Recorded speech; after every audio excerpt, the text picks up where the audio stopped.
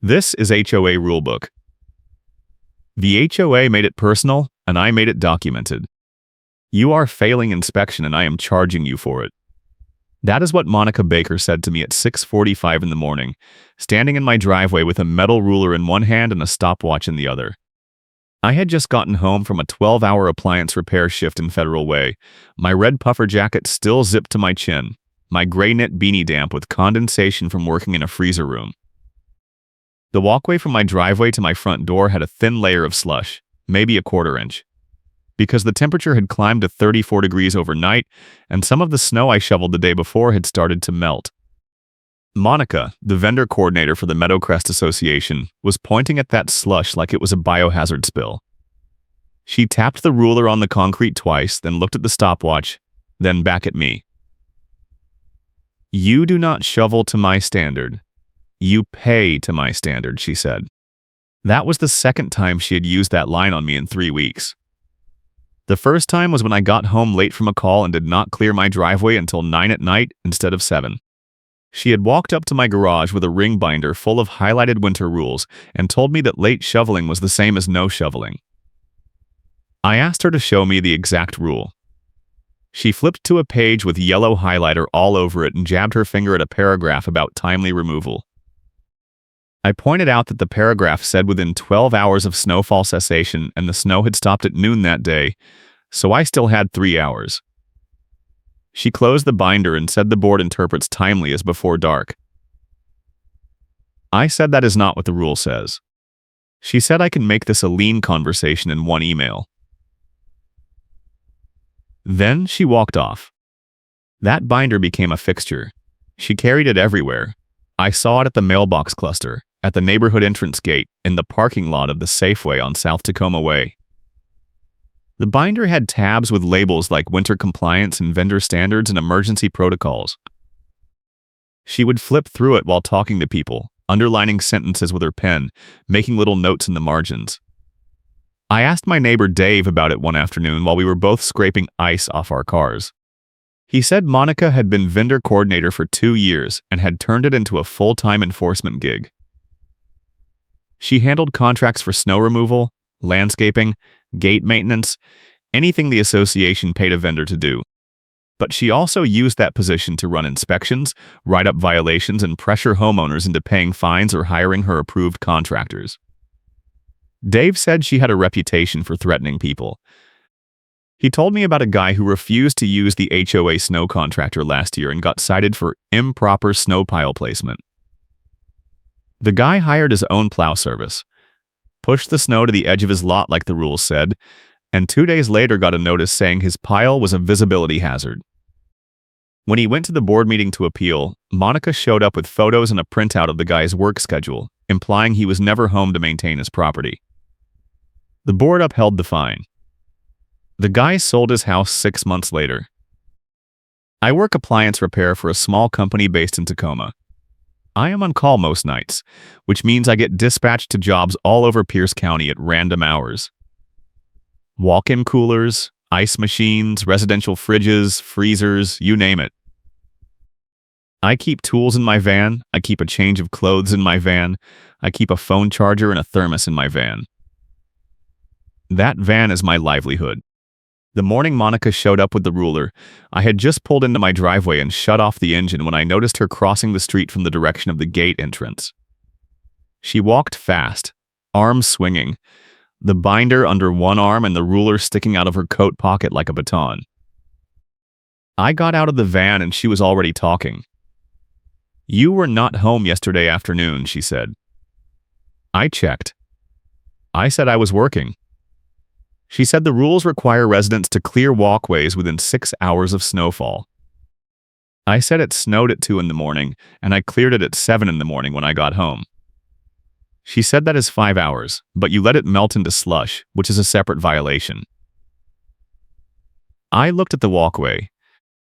The slush was thin, barely covering the concrete, and the sun was already starting to burn it off. I said this is melting snow, not uncleared snow. She pulled out the ruler, crouched down, and pressed it into the slush. She held it there for 3 seconds, then stood up and showed me the wet mark on the metal. A quarter-inch, she said. That is enough to constitute a slip hazard under Section 4 of the Winter Maintenance Addendum. I asked to see the addendum.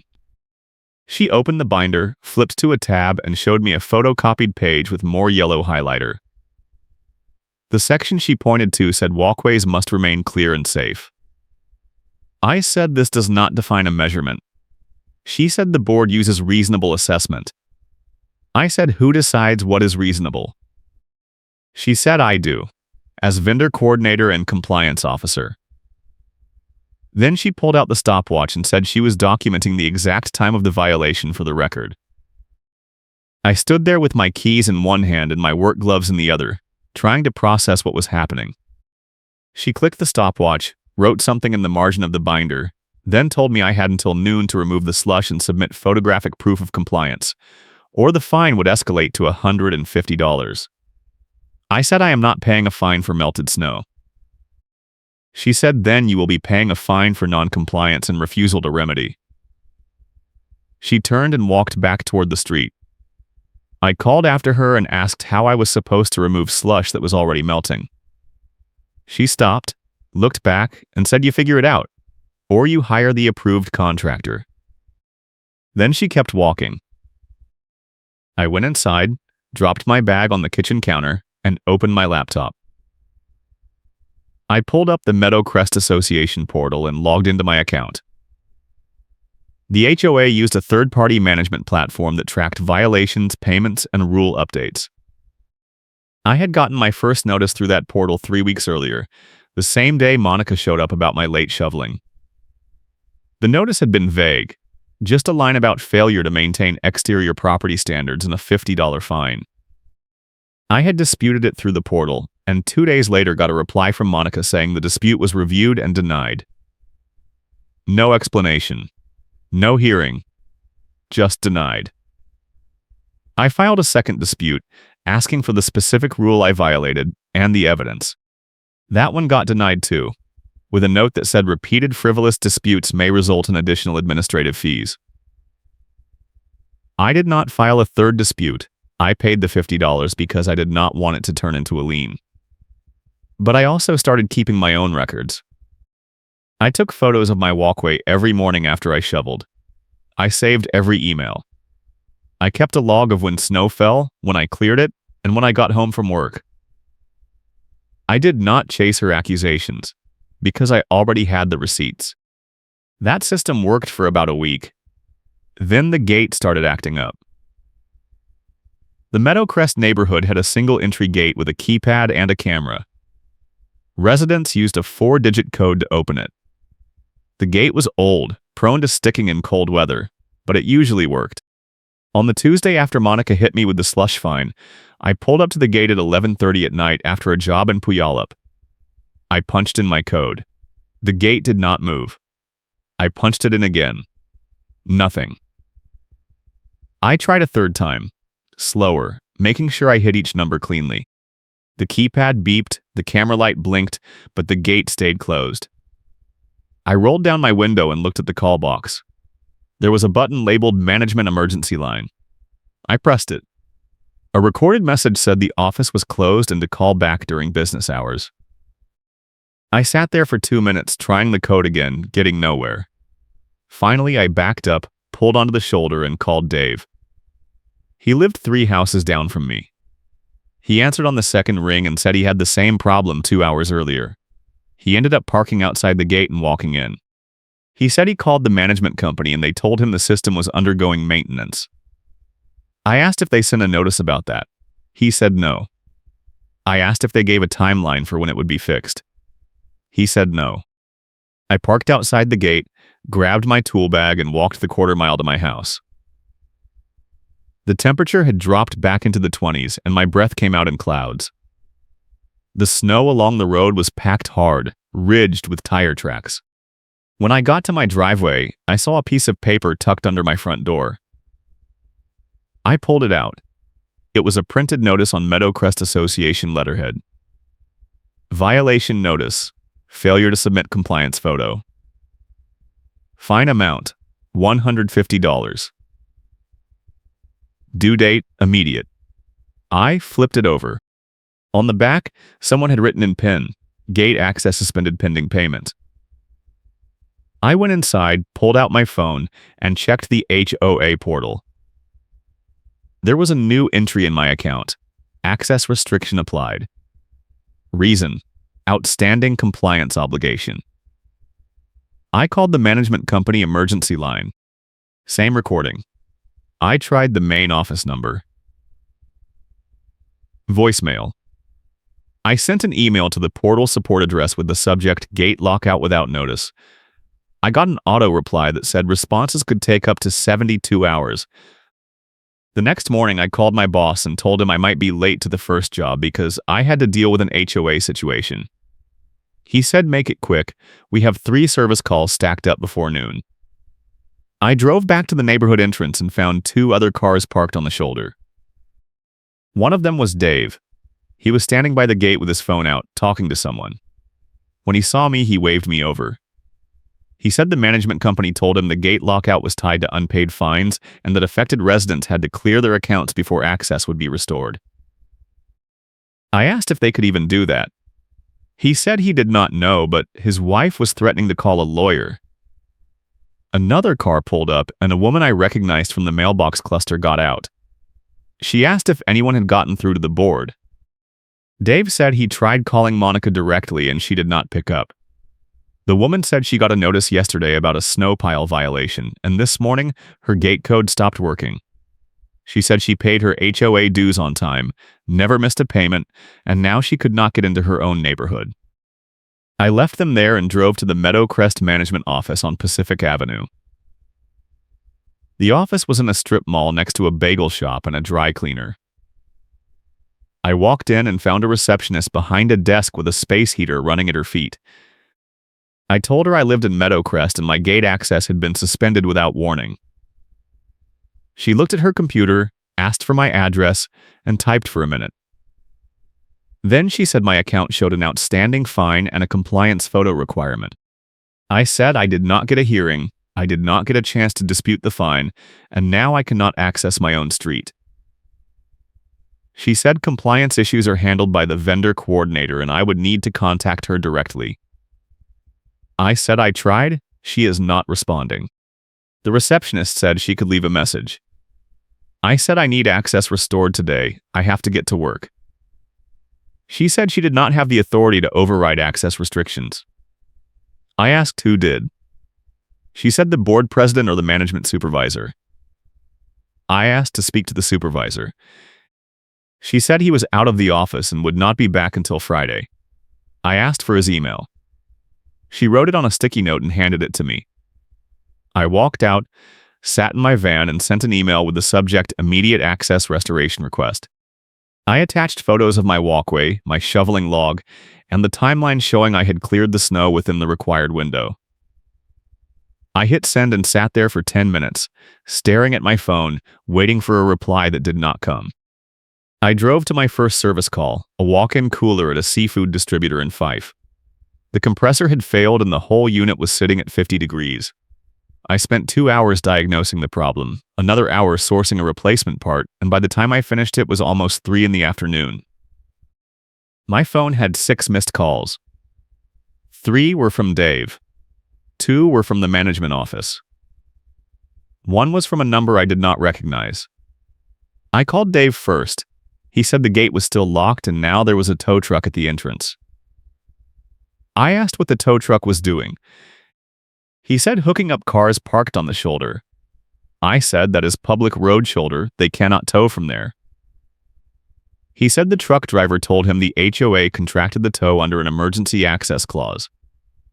I asked if anyone got that in writing. He said no, the driver just started hooking cars. I told Dave I was on my way and hung up. When I got back to the neighborhood entrance, the tow truck was gone, but there were 3 empty parking spots on the shoulder where cars had been.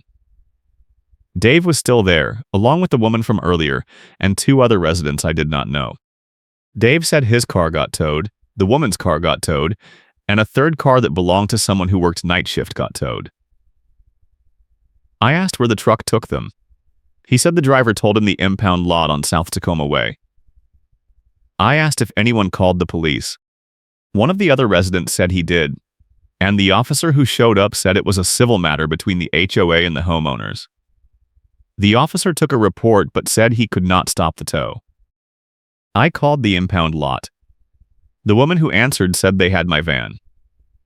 I said my van was not on the shoulder, it was parked in my driveway inside the neighborhood. She said according to the tow authorization, the vehicle was parked in violation of emergency access protocols. I said that is not true. My van has been in my driveway since this morning. She said the tow order came from the HOA and I would need to resolve it with them. I asked how much it would cost to get my van back. She said $250 for the tow, plus a $50 administrative fee, plus $25 per day storage starting tomorrow. I hung up and called the management office. The receptionist answered and I told her my van got towed from my own driveway. She said she would check the records. I waited on hold for 5 minutes. When she came back, she said the tow was authorized by the vendor coordinator under Section 9 of the emergency protocols. I said I want to see Section 9. She said she would email it to me. I said I want my van back today. She said I would need to settle the outstanding fines and compliance issues first. I said this is extortion. She said she was just relaying the information and I should direct complaints to the board. I drove to the impound lot. It was a fenced yard behind a used car dealership filled with rows of cars covered in road salt and snow. My van was in the third row hooked to a chain. The tow operator was a guy in his 40s with a beard and a stained Carhartt jacket. I walked up and asked him why he towed my van. He said he got a call from the HOA with an authorization number and an address.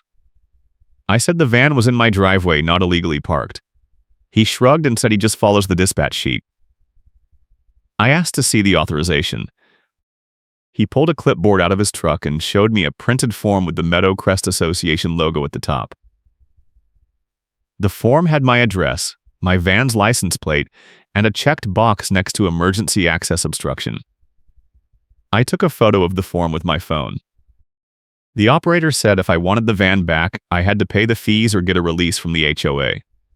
I said I am not paying for a tow I did not authorize. He said then the van stays here. I asked if I could at least get my tools out of it. He said no access until the fees are paid or the hold is lifted.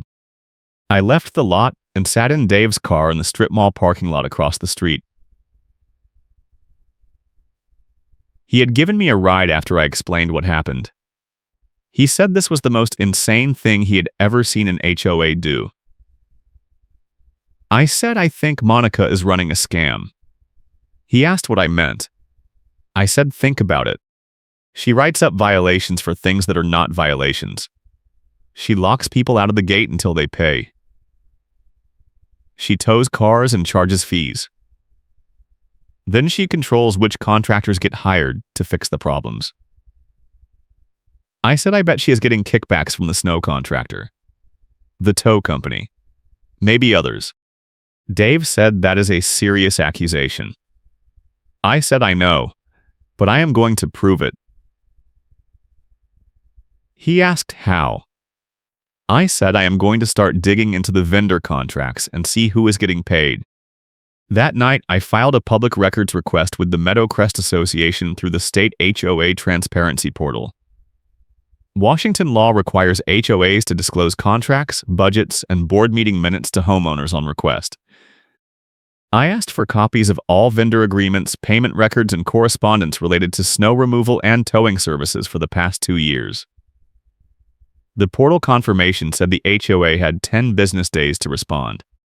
I also sent an email to every address I could find on the Meadow Crest website, board members, management company, even the treasurer, with the subject unauthorized tow and gate lockout. I laid out the timeline, attached my photos, and demanded an immediate hearing. I got one reply from the board secretary saying my concerns would be added to the agenda for the next monthly meeting. The meeting was 3 weeks away. I could not wait 3 weeks. I had jobs lined up, clients expecting me, and no way to get my tools without paying fees I did not owe. I called a local news tip line that Dave had mentioned.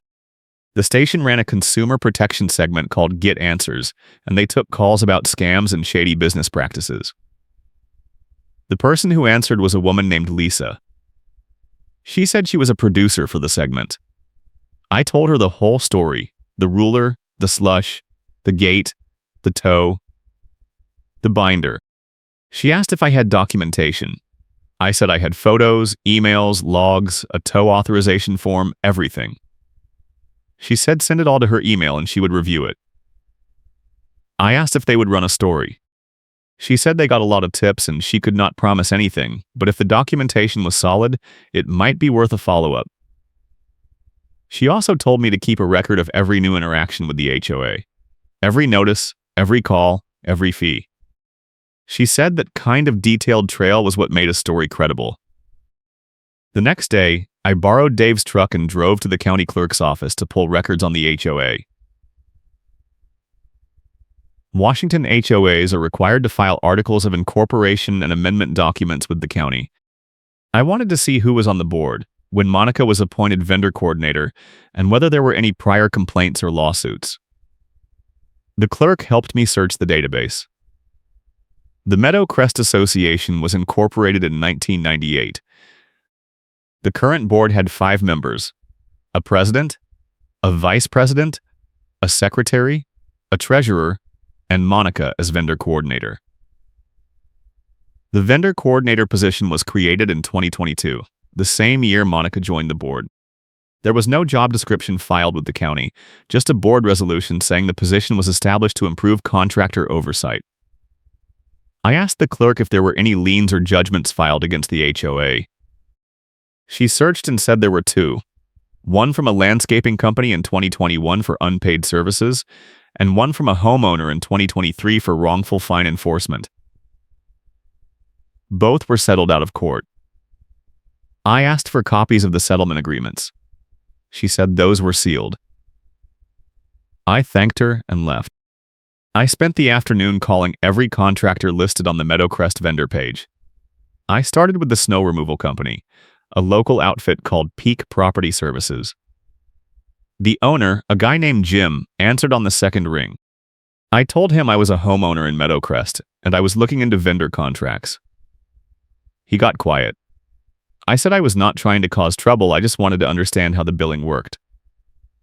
He said he could not talk about contracts without board approval. I said I am a homeowner. I have a right to know how my HOA fees are being spent.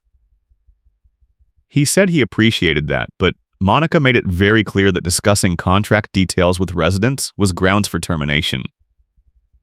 I asked if she had ever threatened him. He paused, then said she calls him every other week with new requirements. Extra inspections, priority response times, documentation standards that are not in the original contract. He said if he pushes back, she reminds him that the contract is up for renewal in 6 months and there are other companies that would love the account. I asked if she had ever suggested he charge homeowners directly for extra services. He said he was not going to answer that. Then he hung up. I called the tow company next. The dispatcher said the owner was out on a job, but I could leave a message. I left my name and number and said I had questions about an HOA tow authorization. 2 hours later, my phone rang. The owner, a man named Rick, said he got my message and wanted to clarify that his company operates under contract with multiple HOAs in the area and all tows are authorized through proper channels.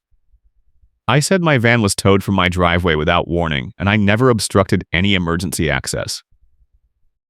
He said the authorization came from the vendor coordinator and his driver followed protocol. I said the protocol is wrong, and I want to know who pays for the tow when the homeowner disputes it. He said that is between the homeowner and the HOA. I said so you get paid either way. He did not respond. I said I am going to file a complaint with the state. He said that is my right, and hung up. That evening I got an email from Lisa at the news station. She said she reviewed my documentation and wanted to set up an on-camera interview. She asked if I was available the next afternoon. I said yes. She said she also wanted to reach out to the HOA for comment and asked if I had contact information for Monica. I sent her Monica's email and phone number along with the management company details.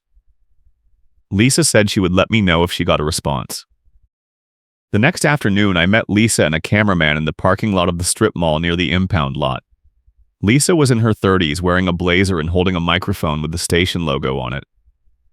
She asked me to walk her through the story on camera.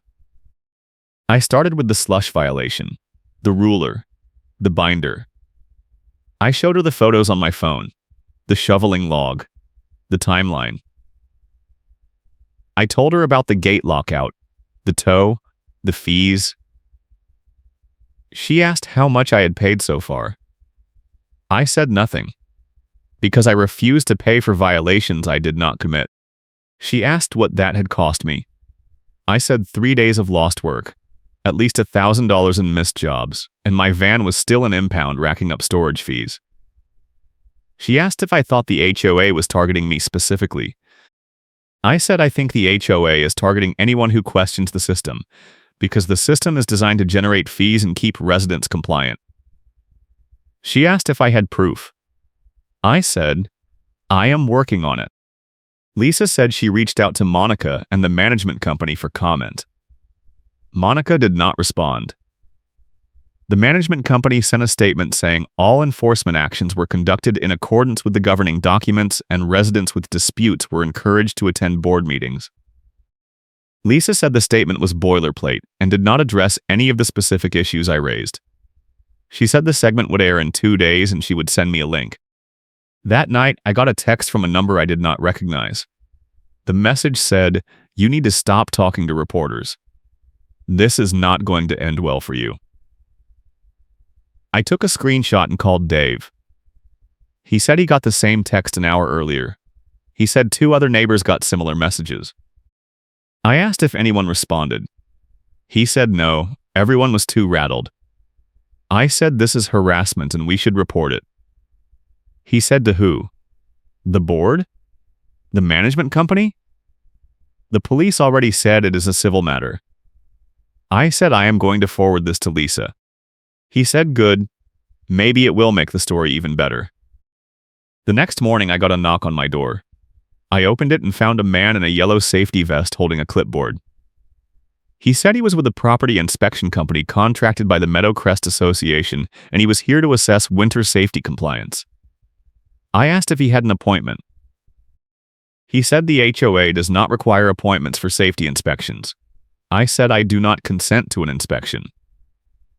He said under the emergency protocols, the HOA has the right to inspect exterior property features without homeowner presence if there is a potential hazard. I asked what hazard. He said snow accumulation and ice formation. I looked past him at my driveway. There was no snow. There was no ice.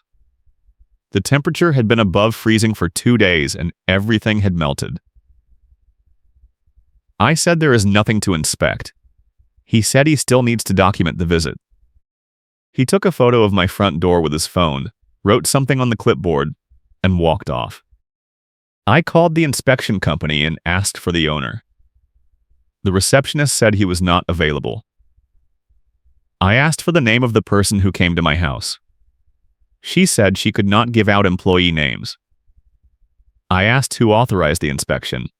She said the HOA vendor coordinator. I said I want a copy of the inspection report. She said reports are sent directly to the HOA and residents can request copies through the management portal. I hung up and checked the portal. There was a new entry. Inspection conducted. Exterior safety assessment. Status. Under review. I clicked on the entry. There were no details, no photos, no findings. Just a note that said results will be provided within 5 business days. I spent the rest of the day calling every name on the Meadowcrest homeowner directory I could find online. Most people did not answer. A few who did said they had their own stories about Monica. One woman said Monica tried to fine her for bird feeders that supposedly caused winter mess. The woman said she took the feeders down and Monica still cited her for seed debris. Another guy said Monica threatened to revoke his parking pass because his truck had a work logo on the side, and the rules said no commercial vehicles. He said the rule applied to vehicles over a certain weight and his truck did not qualify. But Monica did not care. She sent him a notice anyway, and he ended up parking on the street for 2 months until the board overturned it. A third person said Monica once showed up at his house with a tape measure and measured the height of his fence because she claimed it violated setback rules. The fence had been there for 10 years. Monica said the rules changed and the fence had to be adjusted or removed. The guy hired a surveyor, proved the fence was legal, and Monica dropped it. But he said the whole process cost him $300 in weeks of stress. I asked each person if they would be willing to go on record. Most said no. They were afraid of retaliation. One woman said she would talk, but only anonymously. She said Monica had a group chat with a few board members and allies where they discussed homeowners by name, sharing complaints and strategies for enforcement. She said someone leaked screenshots to her once and she saw her own name in the chat with comments like refuses to cooperate and needs pressure. She said she never found out who leaked the screenshots, but it was enough to make her paranoid. I asked if she still had the screenshots. She said no, she deleted them because she was scared. The news segment aired on a Thursday evening. I watched it online. Lisa did a solid job. She showed my photos, played clips of my interview, and included the management company statement. She also mentioned the texts in the inspection visit. At the end, she said the station had reached out to the board president and Monica multiple times, and neither responded. She closed with a line about HOA overreach and encouraged viewers with similar stories to contact the station. I shared the link on a neighborhood forum, and within an hour it had 50 comments. Some people said they had the same problems. Others said I was exaggerating. A few said I should just pay the fines and move on. One person said they knew someone who worked for the snow contractor, and that person confirmed Monica was demanding kickbacks. That comment got my attention. I messaged the person privately and asked if they could connect me with the contractor contact. They said they would ask, but could not promise anything. 2 days later, I got an email from an address I did not recognize. The email said, "I heard you were looking into vendor contracts. I work for Peak Property Services. Jim does not know I am reaching out. Monica has been squeezing us for 2 years. She demands off-book payments for priority service. She threatens to terminate the contract if we do not comp extra work. She has a list of homeowners she wants us to target with bogus citations. I have receipts. If you want to talk, reply to this email and I will set up a meeting. Do not use my name." I replied immediately and said I wanted to meet. The person responded with a time and place. A coffee shop in University Place, the next afternoon. I showed up early and sat in the back corner. At 2:15, a guy in his 20s walked in, looked around and came over. He said his name was Tyler. He worked as a crew lead for Peak Property Services. He had been with the company for 3 years. He said Jim was a good guy, but Monica had him backed into a corner. Tyler pulled out his phone and showed me text messages. The messages were between Monica and Jim. In one, Monica told Jim to issue a citation to a specific address for snow pile obstruction, even though Tyler's crew had cleared that property according to the contract. In another, Monica told Jim to bill the HOA for an emergency plow run that never happened. Tyler said Jim pushed back at first, but Monica threatened to cancel the contract and tell other HOAs in the area that Peak was unreliable. Jim caved. Tyler said he started keeping his own records after that because he was worried the company would get sued and he would be dragged into it. I asked Tyler if he would be willing to share those records. He said he would, but he wanted immunity. I asked what he meant. He said if this goes public, Jim is going to fire him and Monica is going to come after him. I said I cannot offer immunity, but I can make sure his name stays out of it until the right time. He thought about it, then said okay. He emailed me copies of the text messages, billing records, and a spreadsheet he had built tracking every job Monica had altered or fabricated. I opened the spreadsheet on my phone. There were dozens of entries. Fake emergency runs, bogus citations, work orders that were billed to the HOA but never completed. I asked Tyler how much money we were talking about. He said based on his estimates, at least $15,000 over 2 years. I asked if Monica kept any of the money. He said he did not know for sure, but Jim once mentioned that Monica insisted on a finder's fee for renewing the contract. Tyler said finder's fee was code for a kickback. I thanked Tyler and told him I was going to use this to force a reckoning. He said be careful.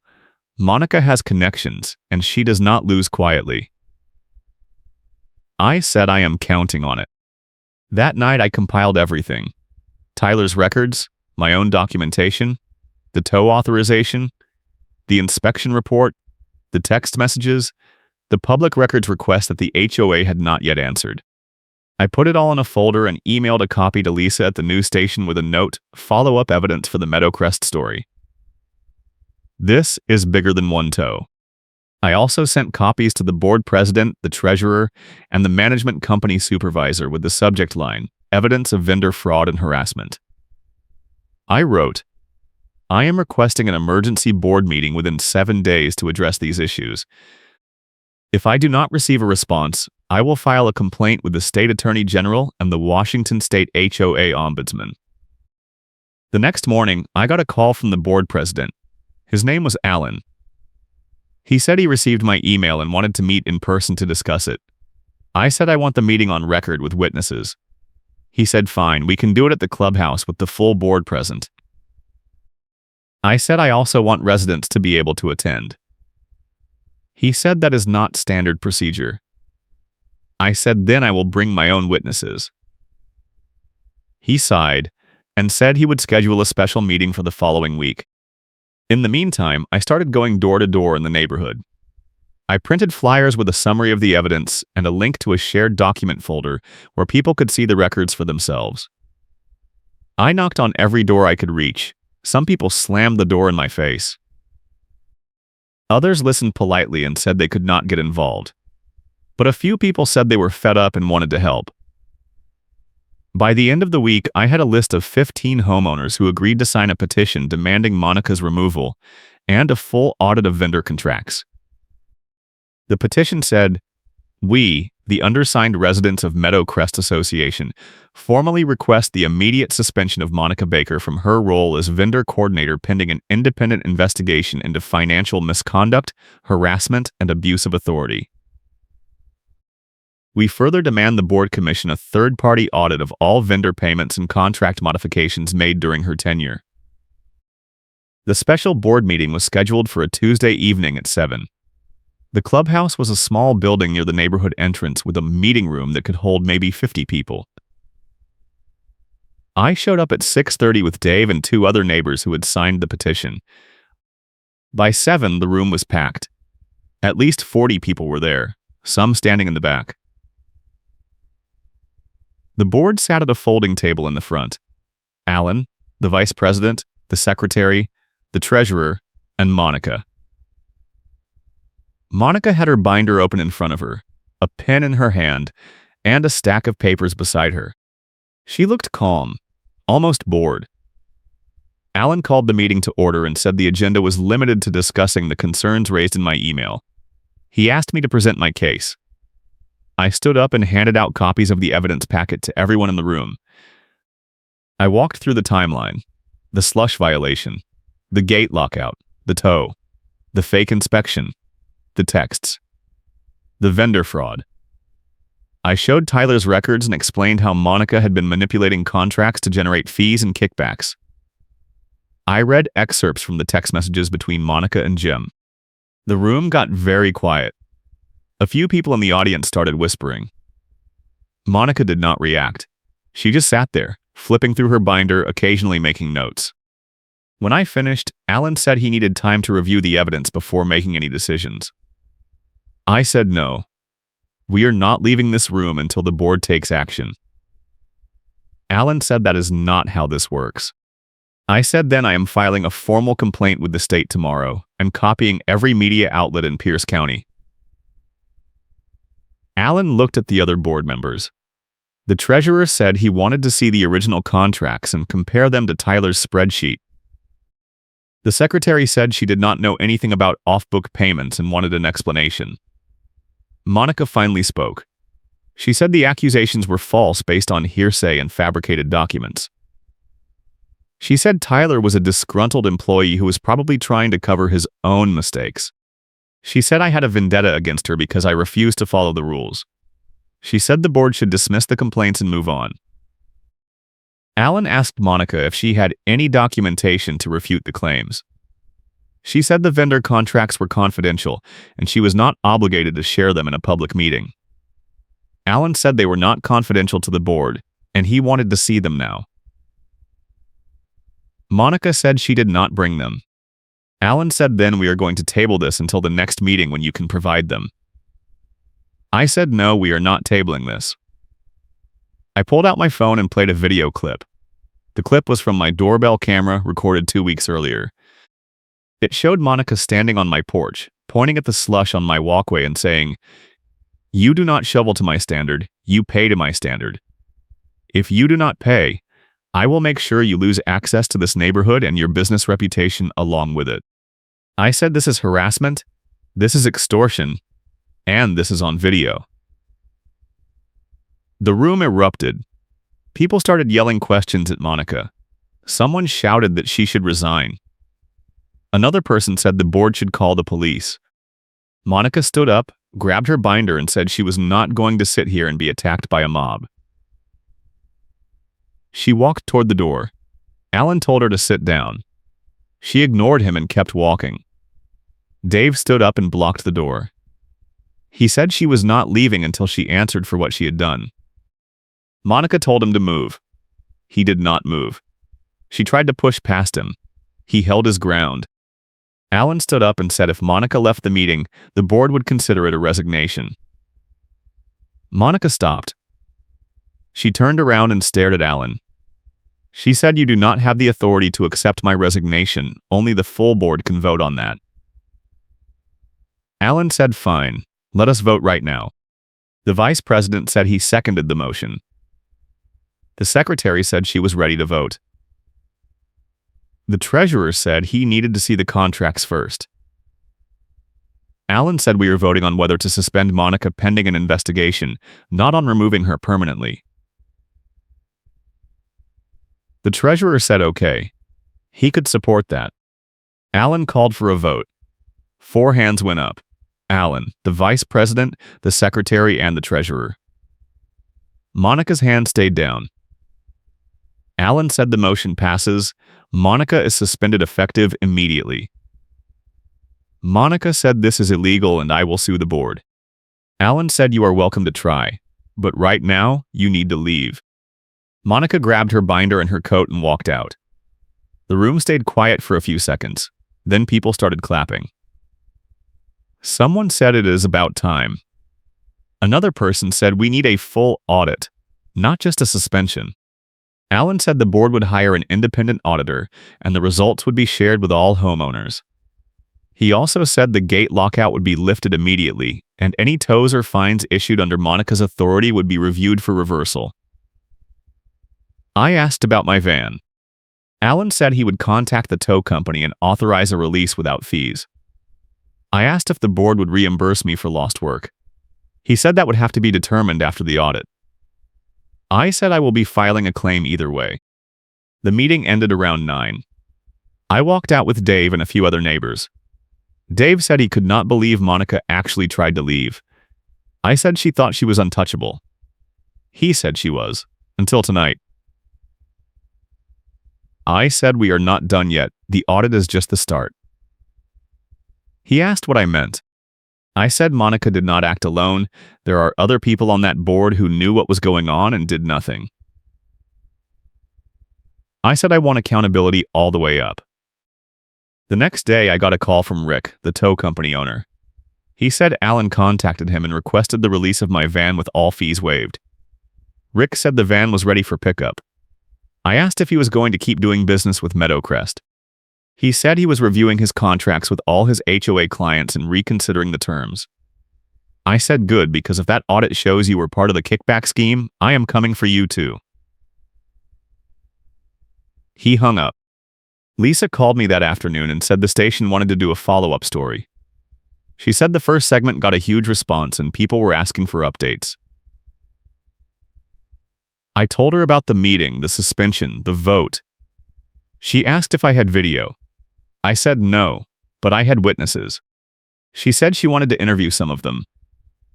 I gave her Dave's number and the names of 2 other neighbors who agreed to talk. Lisa said the follow-up would air in a few days. The audit took 3 weeks.